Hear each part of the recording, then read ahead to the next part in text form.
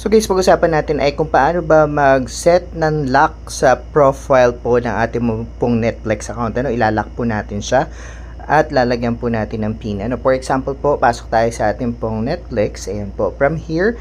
Ayan, first time ko po itong gagawin. So kagandahan po dito, ayan, pag kayo na po ang gagawa, mas ma-avoid nyo po yung mistake. So ito po yung mga account po namin. Ayan. So ilalock ko po itong isa. Click natin yan. So from here, pupunta po ako sa atin pong dito sa My Netflix. Ayan po nakalagay. So click ko yan, then pupunta po tayo dito sa 3 dot dito sa taas, or 3 line, sorry. And punta po kayo sa account. Ayan po, click nyo po yung account. And of course, pagpasok ninyo, ayan po, enter lang tayo, then hanapin nyo po dito yung privacy and data setting. Ayan po, so click po natin yan. So makikita nyo po yung profile lock nakalagay dito, required a PIN to access this profile. Ayan po, kasi syempre kung naka-family sharing po tayo ng Netflix, yung mga anak po natin, kung may pinapanood po tayo na R18, ayun, hindi po nila mabubuksan. So click po natin yon, then create profile lock. Ayan po, make this profile private by 4-digit PIN that will need to be entered to access it.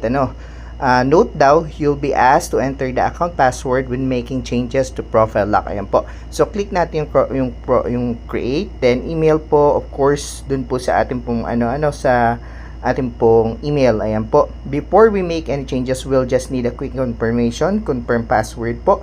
Kailangan po natin ang password ng ating pong ng ating pong account. So, check lang po natin yung kanya pong password. Hanapin po natin.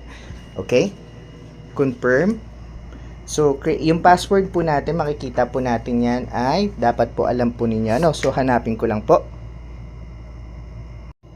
So ayan po, nailagay na po natin yung password, then pindutin po natin yung submit.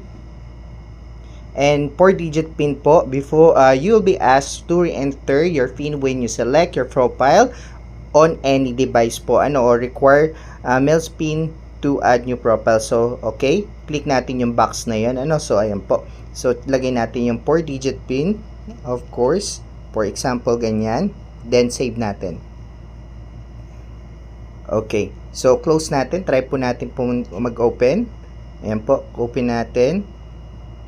So maaaring hindi pa siguro mag-work, pero ayan po, makikita nyo po nag-work na po siya. Makikita nyo po mayroon po siyang lock doon, so no one can open our account kahit po itong mga ito, kasi minsan po ito pwede natin buksan yung ibang mga account na yan dahil hindi po nakalock yung profile nila. Ngayon po nakalock yung profile natin, hindi po nila mabubuksan. Try po natin buksan. So ayan po, makikita nyo nakalagay enter your PIN to access this profile. So cancel ko lang po. Ayan po, maraming salamat. See you around. God bless you.